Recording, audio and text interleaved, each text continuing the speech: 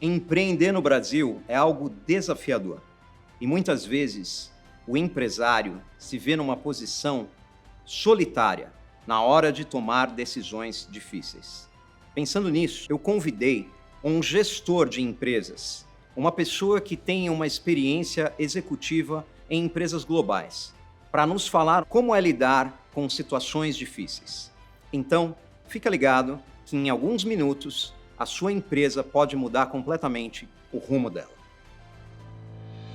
Faith transcends reason. Those people that are crazy enough to think they can change the world are the ones that actually do. I still have a dream.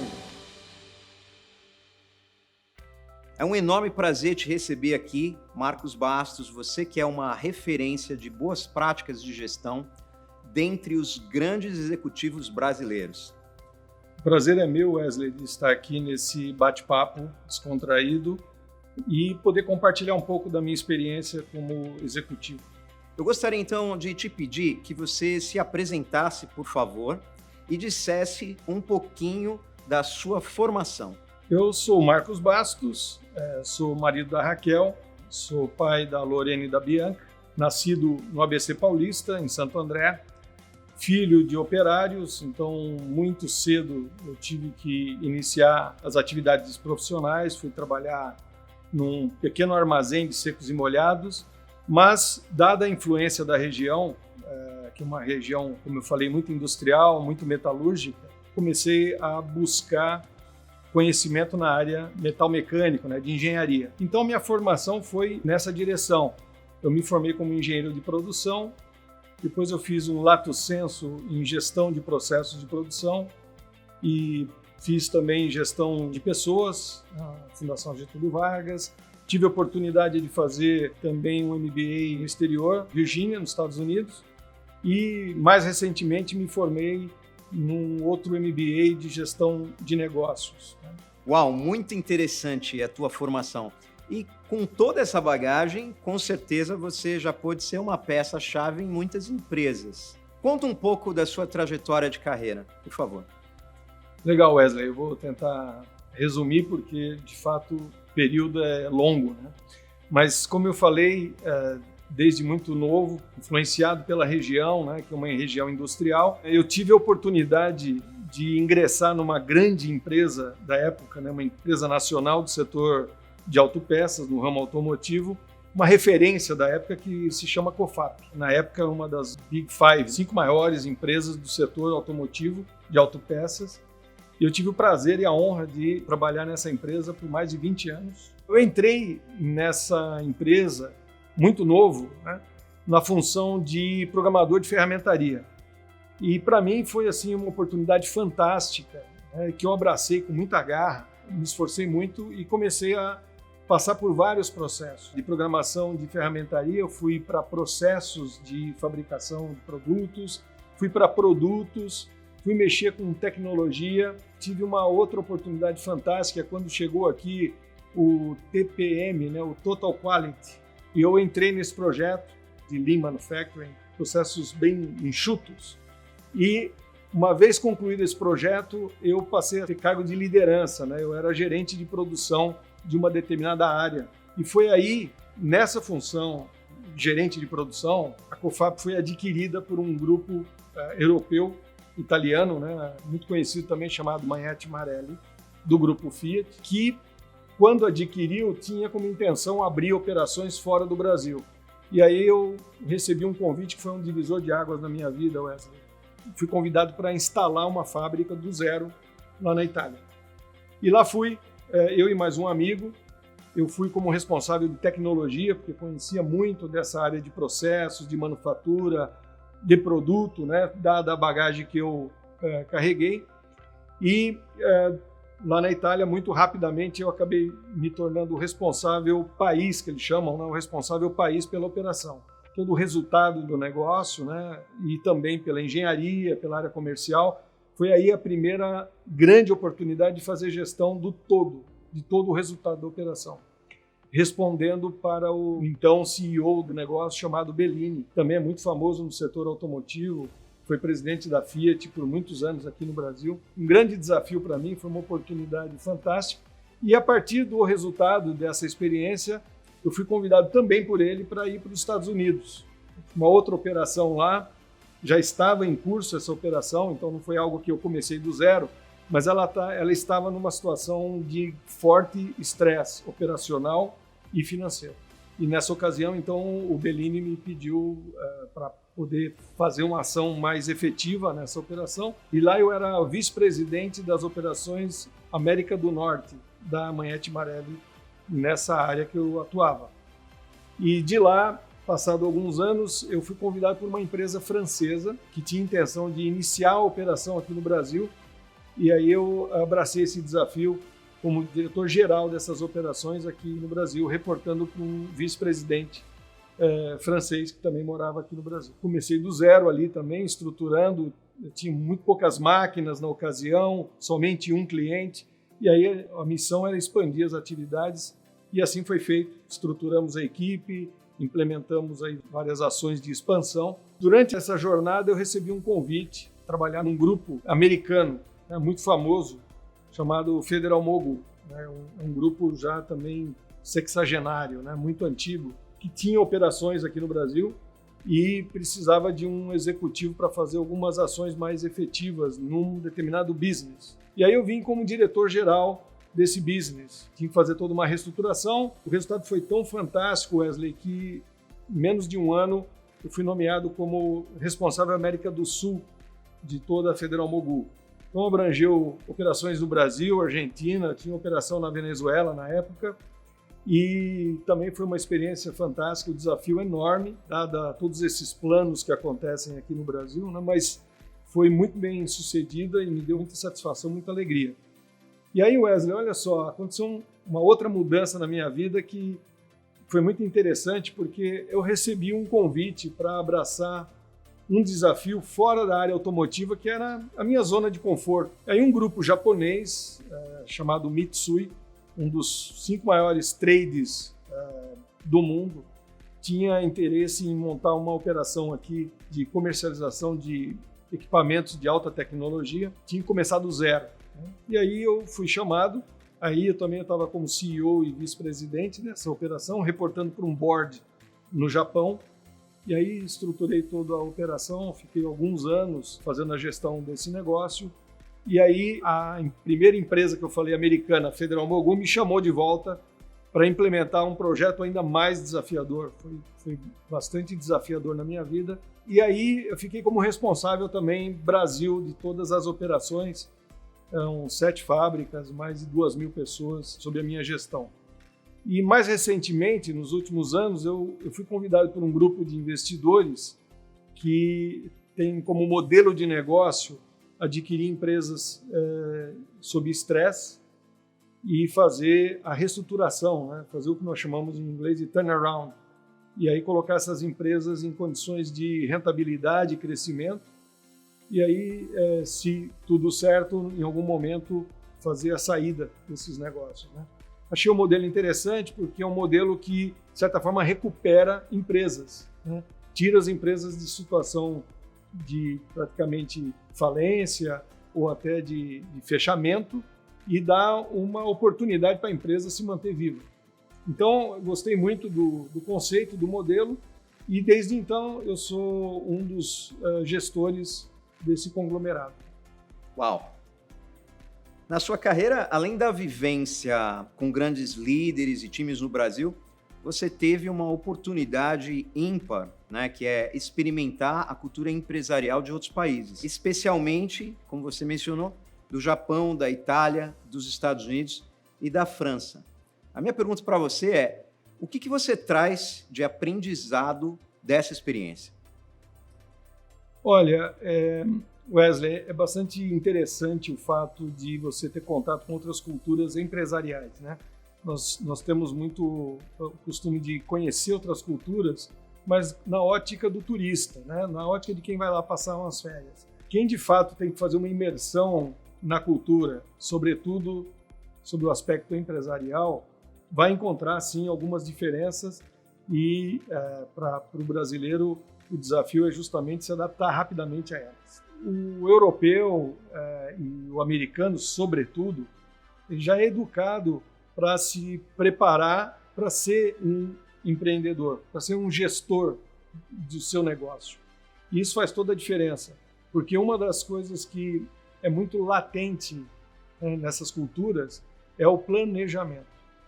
O planejamento e a perseguição desse planejamento. Isso é algo que está no sangue, né, dessas culturas.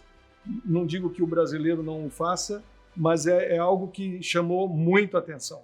É verdade. Eu também tive a oportunidade de trabalhar fora do Brasil, nos Estados Unidos, e é exatamente como você descreveu, né? A gente tem diferenças culturais, mas você falou de um país que está no meu sangue. Eu sou descendente de italianos. Então eu queria saber de você um pouco mais sobre essa sua experiência na Itália, como que foi chegar lá e como que você foi recebido pelas pessoas. Esse projeto na Itália eu comentei logo no início aqui, que foi um grande desafio. Ele foi um grande desafio, Wesley, por 2 motivos. Era o lançamento de um veículo lá. O prazo para implementar o projeto era muito, muito, muito curto. Era quase que impossível. Então, esse era o primeiro desafio, timeline, né? O cronograma de implementação. Imagina que eu cheguei lá para implantar um projeto que o italiano chama de piatto verde, ou seja, um campo verde. Então, tinha um prazo muito curto. E o outro ponto imagina só, Wesley, o italiano é um povo extremamente amigo, né? Adora brasileiro, é fantástico. Porém, o primeiro grande desafio foi que uma empresa italiana veio comprar uma empresa brasileira. Só que foram executivos brasileiros cuidar da empresa italiana. Havia, assim, uma certa resistência. O que eu, italiano, cuja empresa comprou uma empresa brasileira, tenho que responder por um brasileiro? Então, no primeiro momento, Wesley, eu recebi assim, uma certa desconfiança, né? Bom, você é bom mesmo? Então faz. Está aqui, ó, o problema está aqui. Essa foi uma das primeiras dificuldades, o cronograma e essa resistência de ter voz de comando de um brasileiro. Essa da voz de comando de um brasileiro, rapidamente eu consegui transformar em amizade, né? O brasileiro tem muito dessa característica, né? Então, rapidamente eu acabei fazendo amizade. Foi só eu mostrar o quão ruim eu sou no futebol, né? Jogando com eles lá, e já descobriram que não tem nenhuma dificuldade de se relacionar. O outro grande desafio, e esse foi até o fim, foi o cronograma. Eu me lembro, Wesley, que no dia 24 de dezembro do ano que eu mudei para lá, eu estava em cima de uma empilhadeira descarregando equipamentos. Descarreguei o caminhão, porque senão eu teria que fazer isso só dali 3 dias. Tem que ganhar esse tempo. Define um objetivo, se engaja. Era um projeto de tudo ou nada para mim ali, porque você imagina colocar em risco o lançamento de um carro na Europa. Fratello, que carro? Pois é, era o que aqui a gente conhece como Punto.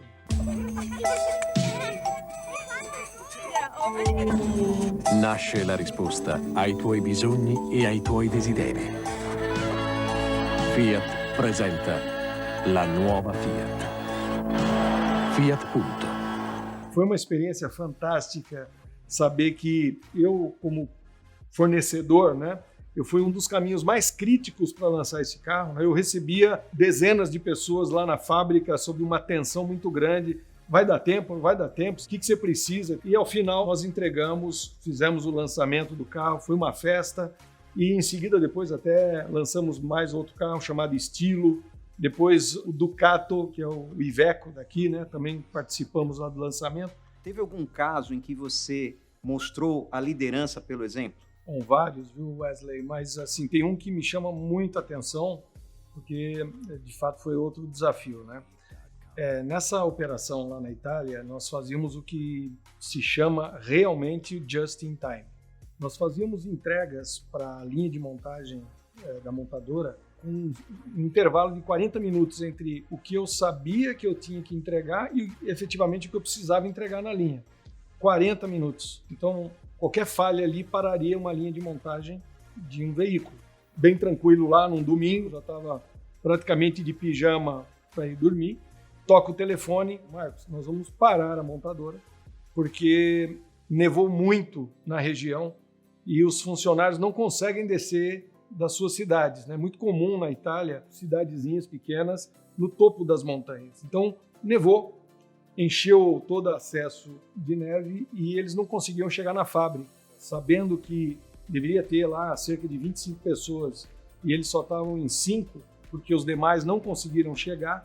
Troquei de roupa e 20 minutos depois, com todas as pessoas que a gente conseguiu levar para a fábrica, nós começamos a produção. E quando eu falo fui para lá, não é que eu não fui para lá para comandar, fui para lá para atuar na operação das máquinas para poder manter a produção funcionando. Isso se espalhou como fogo em pólvora, né?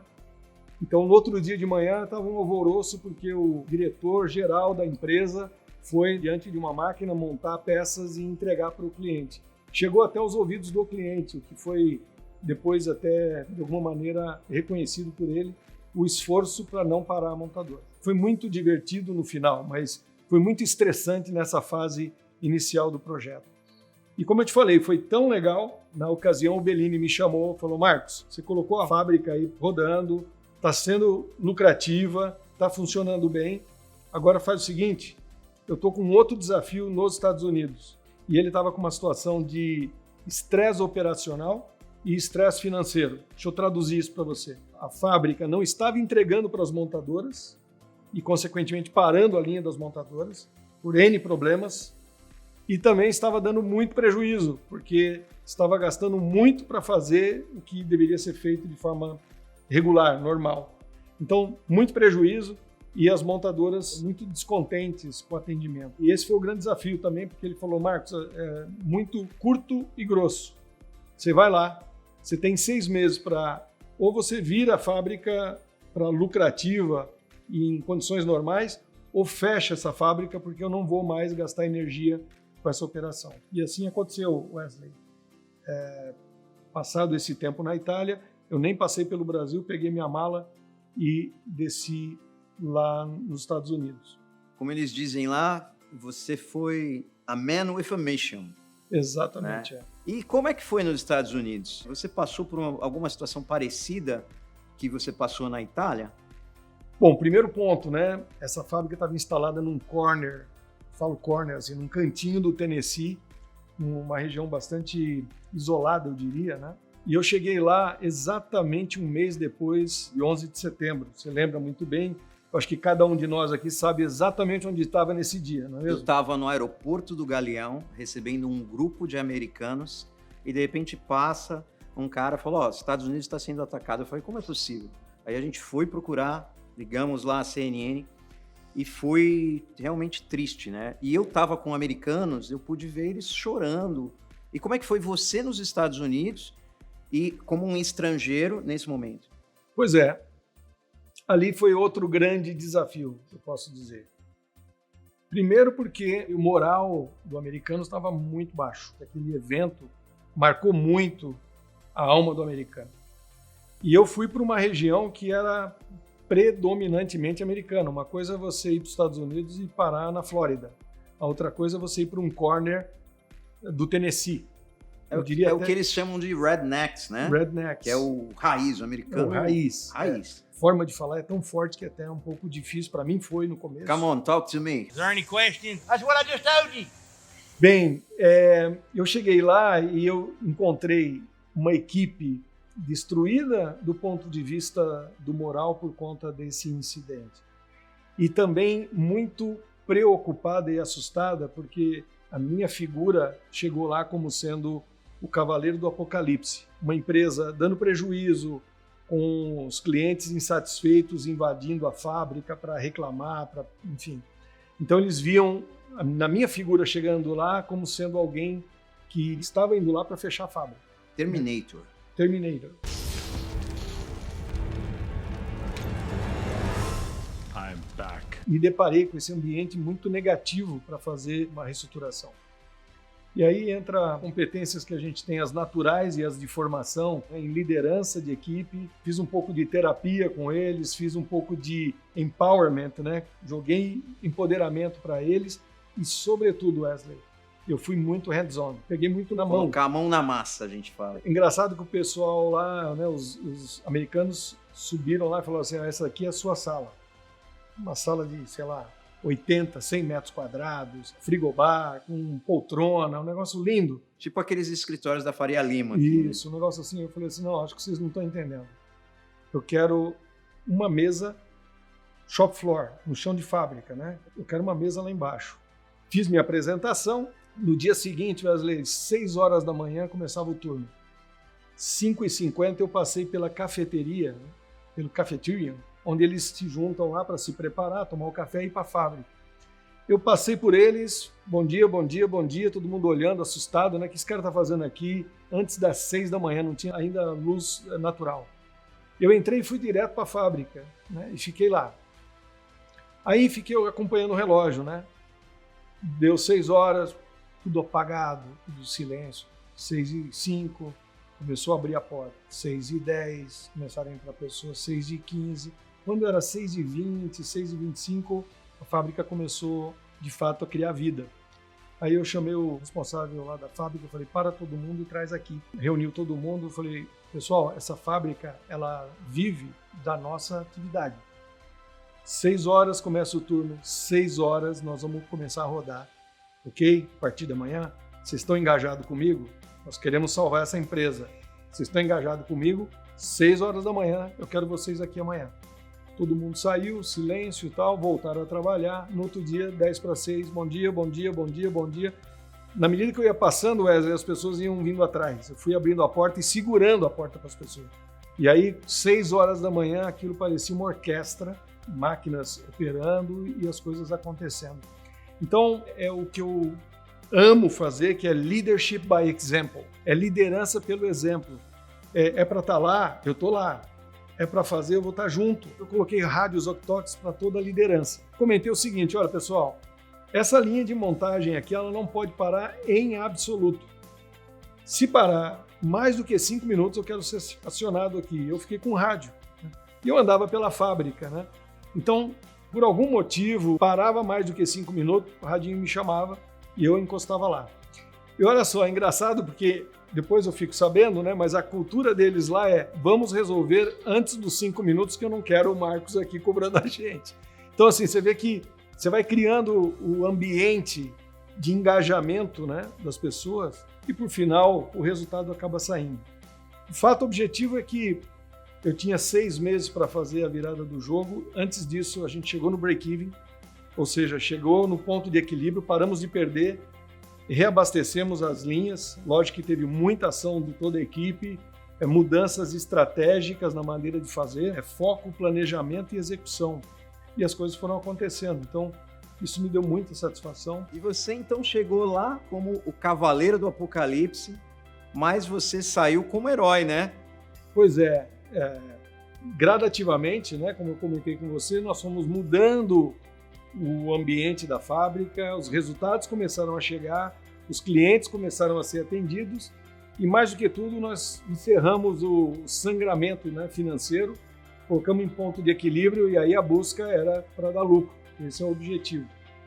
E tudo isso assistido pela equipe, né, acompanhado e com a participação da equipe. E aí, Wesley, tem um período que é um período de summertime, né, um período de verão que os americanos celebram. Eu aproveitei esse evento e a gente fez um tipo de um piquenique com os familiares, não só com os funcionários, mas também com os familiares num parque. E da minha parte, Wesley, eu via as famílias dos funcionários, né, então as esposas, os filhos, e eu no meu canto ali pensando, poxa vida, o fato de nós termos conseguido reverter essa situação está dando a essas famílias a oportunidade de manter os seus empregos em qualidade de vida. Então, para mim, foi assim uma grande satisfação. E quando eu decidi voltar para o Brasil, eles prepararam aqui a capa do News Time, né, com a minha foto segurando aqui a corda. E aqui está dizendo aqui, ó, ele mudou o jeito do mundo fazer negócios. E aí fizeram uma outra aqui. Eu, inclusive, estava no chão, caído aqui, né? Ele não se preocupa em sujar as mãos ou alguma coisa a mais, né? Em prol da gestão do negócio. Então, isso para mim eu guardo com muito carinho, porque foi um presente do reconhecimento daquilo que eu fiz lá. Interessante que você chegou lá e eles falaram que você ia montar num cavalo selvagem, né? Pois E é. essa cena aí parece uma cena de rodeio. Pois é. Muito legal. Dominando o cavalo, né? É bem por aí. Mas foi muito, muito gratificante para mim mesmo. E Marcos, depois da sua experiência na América, você teve outras experiências com culturas diferentes? Sim, eu fui agraciado com experiências com várias culturas. Eu, na ocasião, após os Estados Unidos, né, passado pela Itália e Estados Unidos, eu regressei para o Brasil, convidado por uma empresa francesa que queria se instalar aqui no Brasil.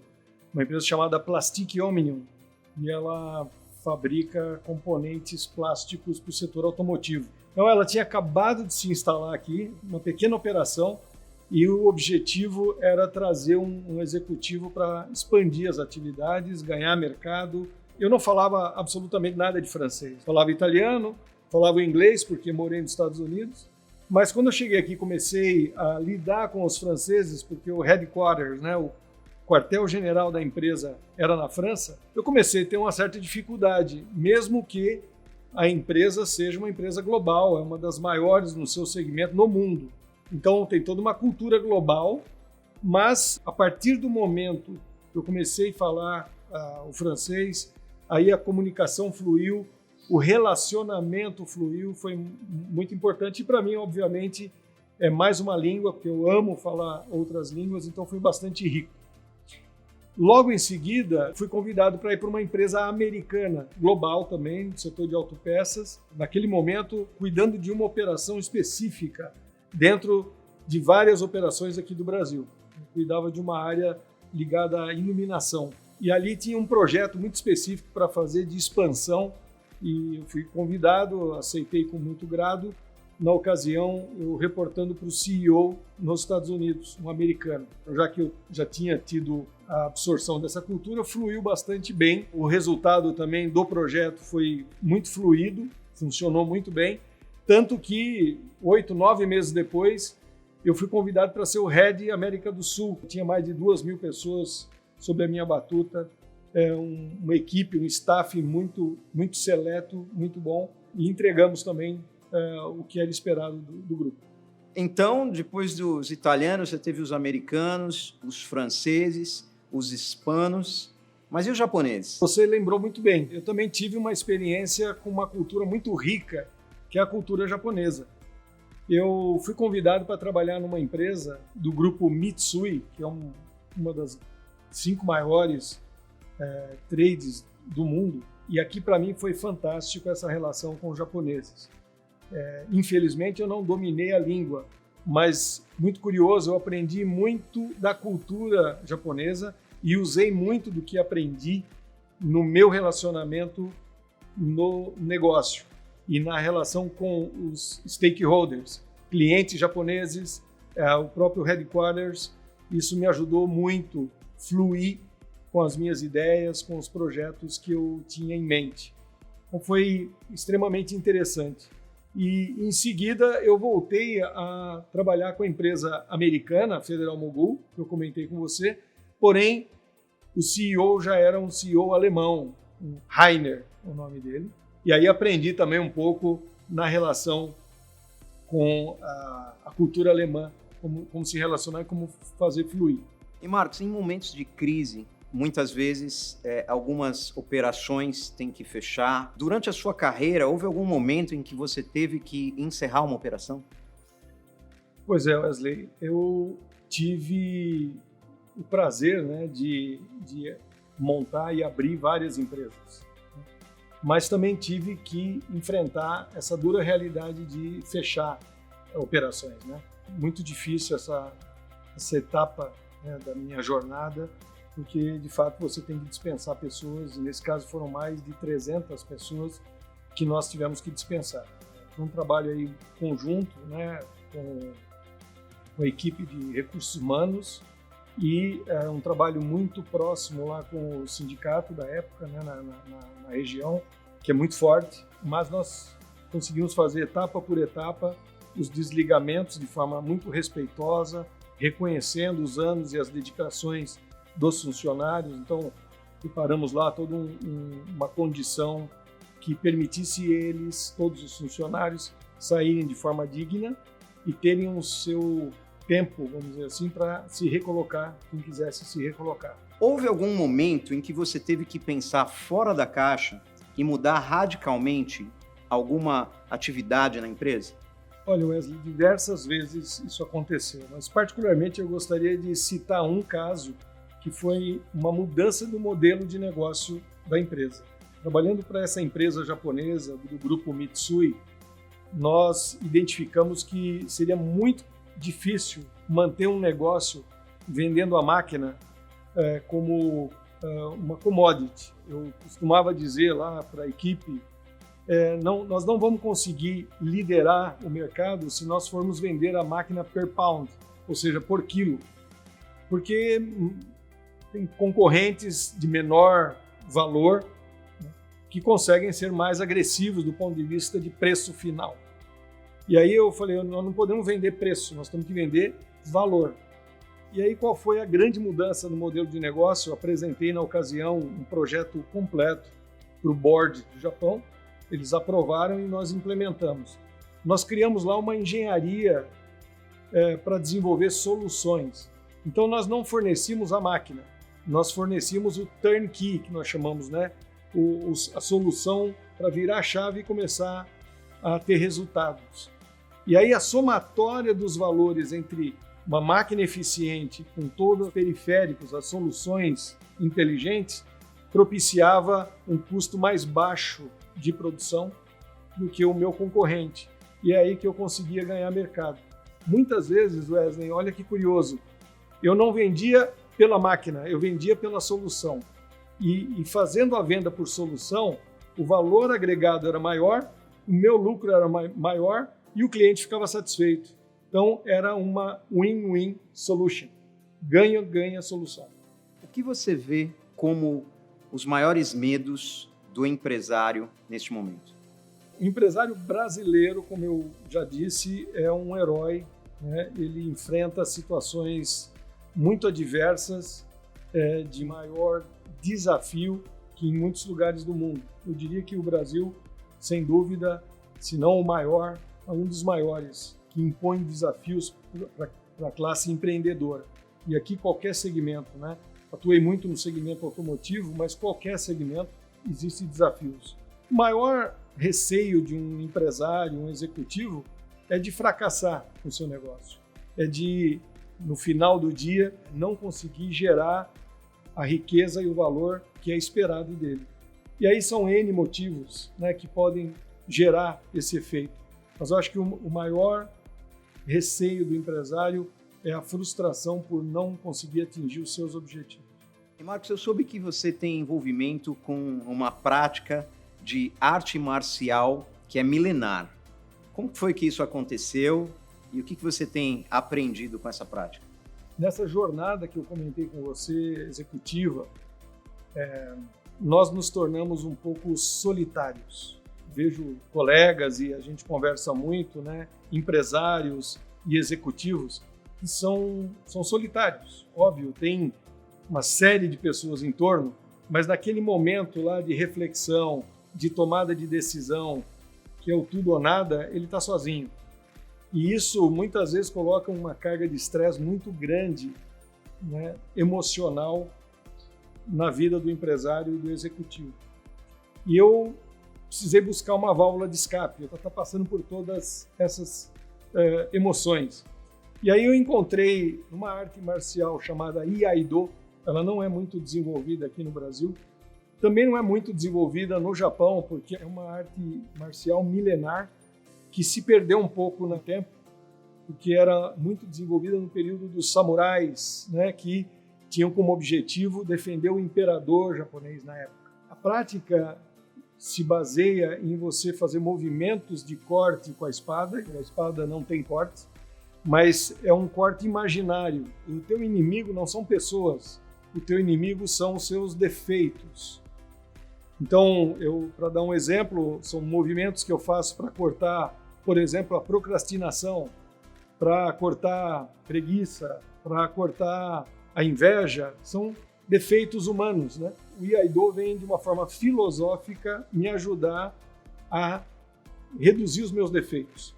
Mas eu uso essa ferramenta muito também para a gestão de negócio. Quais são os problemas que eu tenho que cortar no meu dia a dia na gestão de negócios? E é lógico que tudo isso é mental, mas o que você exercita na mente, você executa na prática. Então o Iaido, como eu estava te explicando, para mim é uma ferramenta muito poderosa, Wesley, porque me ajuda nas minhas emoções, mas também eu pratico ela, eu uso a mesma filosofia na gestão do negócio. Eu até trouxe aqui o katana, é uma espada samurai, essa aqui eu trouxe do Japão. É uma espada, depois de todo o cerimonial, ela é sagrada, né? Ela não tem corte. Ainda bem. E daqui eu faço os movimentos, os aprendizados daqui que eu uso na gestão de negócio, é a disciplina e a repetição. É você fazer até a perfeição. É isso que garante na manobra da espada a perfeição, na gestão de negócio a assertividade. Muito bom, que interessante. E aproveitando, né, que você falou de assertividade, dessas decisões que têm que ser tomadas, né? Onde você acha que estão os maiores gargalos do dia a dia da empresa que fazem o empresário perder o sono e ter medo de encarar os seus fantasmas? São inúmeros os desafios, né? Sejam eles externos como internos. Os externos são aqueles que nós não controlamos, a estrutura tributária do Brasil. Alguns outros países não conseguem entender essa dinâmica e, de fato, ela é muito complexa. E carrega muito de desafios o gestor local, o empresário e o executivo. Eu dei o exemplo das condições tributárias, mas tem inúmeras, né, que colocam muitos custos para o empresário.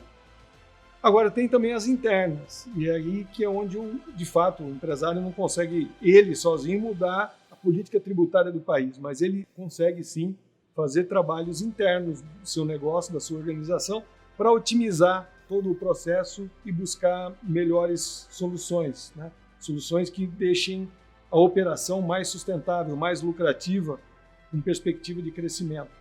Então, eu entendo que o maior desafio do empresário, menciono 4 pontos importantíssimos, que podem ser muito simples, mas eles são muito profundos. O primeiro, o empresário tem que ter venda. E aí você fala, poxa, mas todo negócio tem venda. Sim, mas é uma venda saudável. Então, ela tem que ter venda de produto ou de serviço. Tem que ter custos competitivos que, obviamente, sejam inferiores ao valor da venda. Tem que ter lucro dessas operações.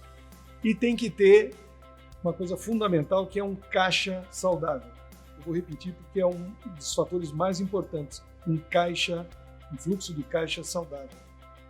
Parece simples, mas se esses 4 pontos forem profundamente estudados, são altíssimas as chances da operação ser sustentável, lucrativa e cumprir o seu propósito. Ouvindo você falar, eu lembrei de uma entrevista que eu fiz com o Mike Ellis, que foi cônsul-geral do Reino Unido em São Paulo. E quando eu perguntei sobre o brasileiro, ele fez a seguinte afirmação. Ele falou, o brasileiro ele é muito criativo e comunicativo. O que lhe falta é planejamento e oportunidade. Queria saber de você quais são alguns paradigmas que você considera que atrapalham o empresário brasileiro. Pois é, o empresário, eu diria, vamos colocar aqui brasileiro, tem como alguns paradigmas sendo verdadeiros e muitas vezes não consegue pensar de uma forma um pouco mais reflexiva, contrastante a esses paradigmas. Um exemplo, eu preciso visceralmente vender mais, por exemplo. Vender mais não significa aumentar seus lucros. Ao contrário, pode ser extremamente danoso, pode ser um acelerador para o empresário entrar numa situação de estresse, que nós chamamos, né? Uma recuperação judicial ou até a falência. Então, são exemplos de paradigmas que precisam ser melhor estudados, né? O meu produto ele tem vida perene, plena, é um paradigma. muita atenção. A tecnologia e as mudanças do mundo moderno impõem uma agenda para você estar o tempo todo se questionando com relação aos produtos que você tem. Porque você pode estar justamente investindo e reforçando num produto que tem vida curta, que daqui a pouco ele vai ser substituído. Temos vários exemplos na história aí que mostram essa realidade. Então, pessoas que tragam essa reflexão para dentro do corpo administrativo da empresa é fundamental. E as perguntas poderosas que alguém que pode de fora trazer pode ser a grande virada de chave. Mas, Marcos, a gente sempre teve certa dificuldade no empreender.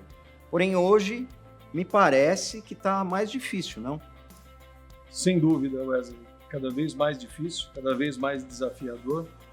E eu costumo mencionar aqui uma sigla que é muito conhecida no mundo corporativo, não é de hoje, mas muitos não conhecem, que é Mundo VUCA. Mundo VUCA é um mundo volátil, incerto, complexo e ambíguo. Então, nós estamos nesse ambiente hoje. E eu diria que para o empresário brasileiro, considerando todas as outras variáveis que estão em torno do negócio, eu batizei carinhosamente de Mundo VUCA Plus, porque se o mundo é VUCA em várias outras realidades econômicas, aqui no Brasil os desafios são maiores, por isso que eu coloco aqui uma pitada de dificuldade ainda maior, o Plus.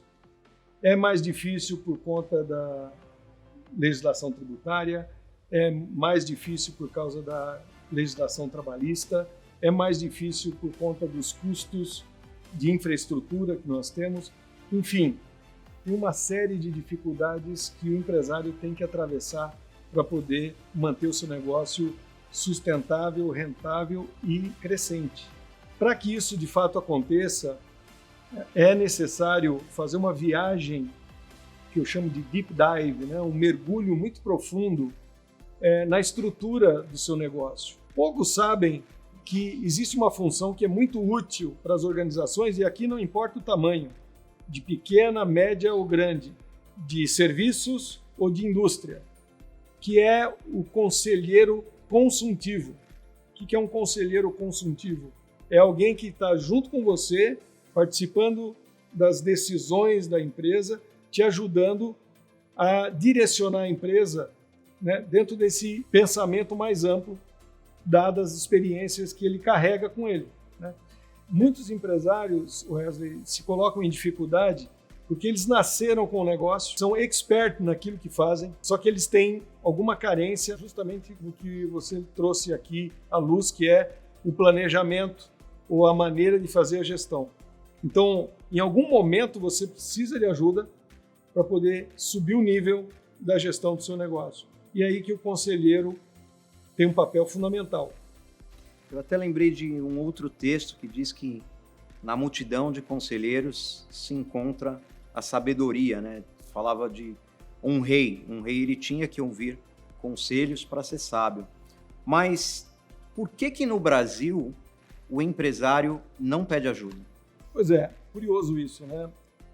Veja, na Bíblia você tem 114 menções sobre conselheiro.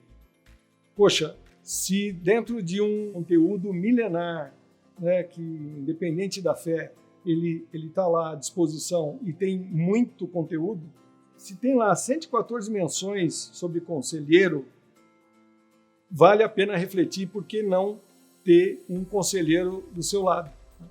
E o empresário muitas vezes tem resistência, Wesley, porque entendem no conselheiro ou no consultor ou no mentor, podemos chamar como nós quisermos, alguém que vai invadir um pouco o seu espaço.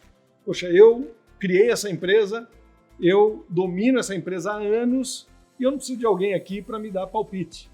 Mas o diferencial é esse, Wesley. O conselheiro é alguém que está acompanhando o desenvolvimento dos negócios desse empresário ou executivo. É alguém que está vivendo a realidade dele, não é alguém que está indo lá dar palpite. É alguém que traz conteúdo da sua experiência, compartilha esse conteúdo e ajuda de forma, eu diria, estruturada, tomar as melhores decisões. No mundo dos negócios, sobretudo aqui no Brasil, o empresário tem pouca chance de errar, muito pouca chance de errar. Uma ou duas decisões erradas coloca ele já na zona de risco, na zona de sair fora do negócio, de perder o seu negócio. E aqui eu vejo muitas empresas, e com muito pesar eu vejo isso, empresas de segunda, terceira geração que não estão conseguindo se sustentar. E aí quando você olha de forma um pouco mais aprofundada, você encontra problemas crônicos que poderiam ter sido corrigidos e não ter levado a empresa para a situação que ela está vivendo. Diria assim que o empresário brasileiro ele tem que se acostumar a trazer sim competências para dentro do seu negócio, competências mais sênior. É lógico que ele tem competências dentro da sua estrutura organizacional, né? Pessoas especializadas em recursos humanos, pessoas especializadas na área comercial. Isso faz parte da estrutura de qualquer negócio. Mesmo que seja uma única pessoa fazendo várias funções, a depender do tamanho do negócio. Mas é importante trazer uma visão de fora, uma visão de quem não está envolvido emocionalmente no negócio. Ela pode vir fazer um diagnóstico junto com o líder daquele negócio e achar soluções que podem levar a empresa para um caminho do crescimento virtuoso e lucrativo. Marcos, recentemente você passou por uma situação delicada de saúde. Você se importaria em falar sobre isso e como que isso mexeu com a sua cabeça? Não, absolutamente, Wesley. Eu até faço questão de comentar, porque eu posso, de alguma maneira, contribuir para quem está nos ouvindo, que pode estar passando por situação semelhante. Então, assim, falo com prazer. Eu fui pego de surpresa num belo dia, voltando do trabalho. Eu tenho gêmeas na ocasião, elas tinham 1 ano de idade, as duas. Eu cheguei em casa, como sempre fazia, fui pegar uma delas lá do berço para brincar. E aí a minha esposa diz o seguinte: olha, o resultado dos seus exames saíram. E aí tá bom, é natural. Eu sempre faço exames de 6 em 6 meses, fazia exames de rotina. Então, para mim, era mais um resultado de exames. Aí ela falou assim: olha, deixa a bebê no berço e vamos conversar porque nós temos um problema. E aí eu comecei a sentir a seriedade da voz dela, coloquei a bebê no berço e aí abri o exame, fomos ler o exame juntos, ela já tinha feito isso. E aí, Wesley, eu me deparei com uma situação que transformou minha vida. Eu diria que é um divisor de águas para a minha vida pessoal, a maneira de pensar, a maneira de agir. Eu me deparei com um câncer no intestino, o tipo de câncer que era descrito lá, eu fui pesquisar, e era um câncer extremamente selvagem, que tem um nível de metástase muito grande, ou seja, ele vai contaminando outros órgãos. E quando eu fui ver a estatística de sobrevida para cânceres dessa natureza, aí o desespero foi total, porque é num nível muito alto de óbitos para esse tipo de câncer. E aí eu falei, bom, agora o desespero está aqui, eu me apeguei ainda mais a Deus, porque tenho muita fé em Deus, sou um cristão que tem muita fé em Deus, mas, lógico, também fui correr atrás da medicina. Imediatamente eu iniciei tratamentos com bons médicos, um excelente hospital, isso até apoiado pela empresa que eu trabalhava na época. A única coisa é que assim, o tipo de tumor ele é tão selvagem que o médico cirurgião que estava cuidando de mim falou: Marcos, o seu quadro é amputação. O que significa isso, Wesley? Teria que fazer uma remoção de toda a parte intestinal e a partir daquele momento da cirurgia eu passaria a ficar escravo de uma colostomia.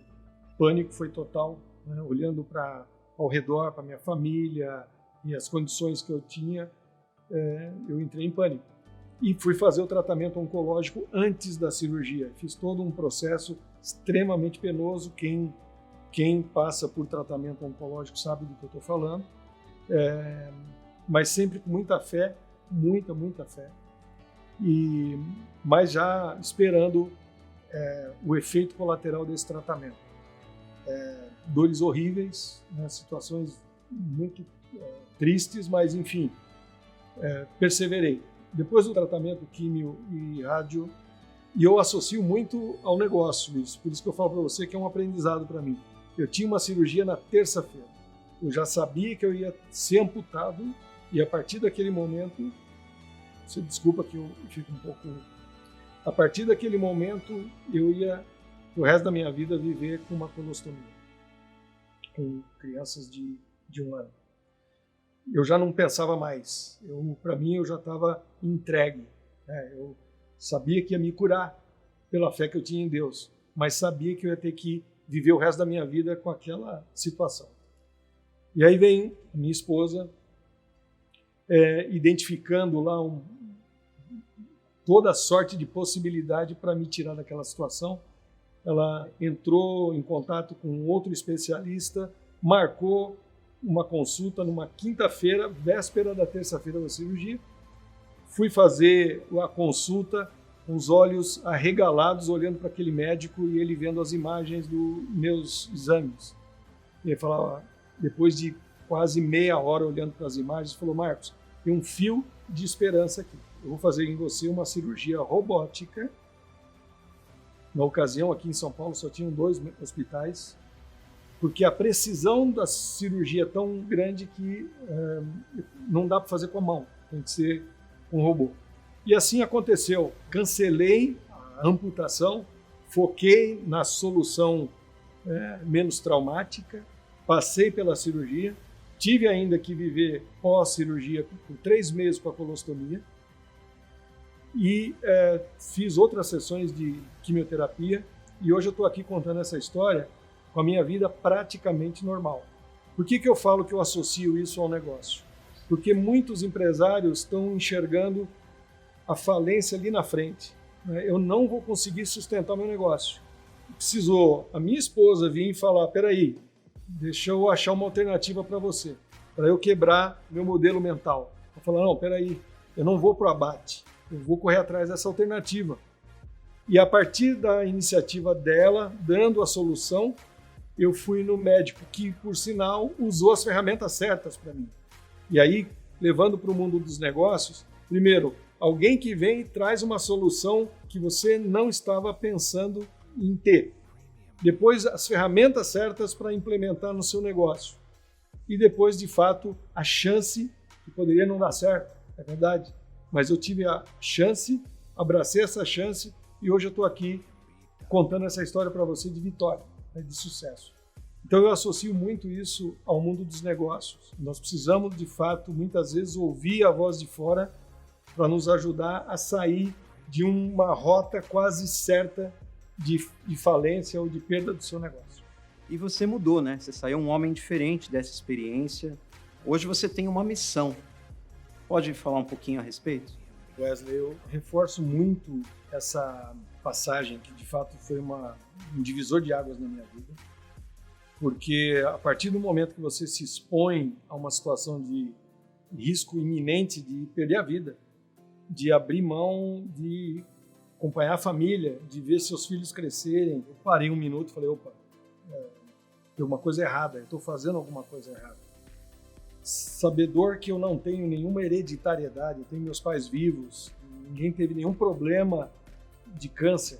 Todas as pesquisas que fiz e todas as conversas que tive com terapeutas me remetem a ter desencadeado essa doença por problema emocional. Então, níveis de estresse altíssimos, noites sem dormir, má alimentação, mas o fato é verdadeiro, a tensão desencadeia processos como esse. E aí, em dado instante, eu falo: não, peraí, eu tenho que mudar meu jeito de ver a vida, que não significa não ser responsável, não executar o que é o seu propósito, mas olhar de forma diferente a vida. E eu vejo, olhando dos lados, eu vejo muita gente no mesmo ambiente que eu estava.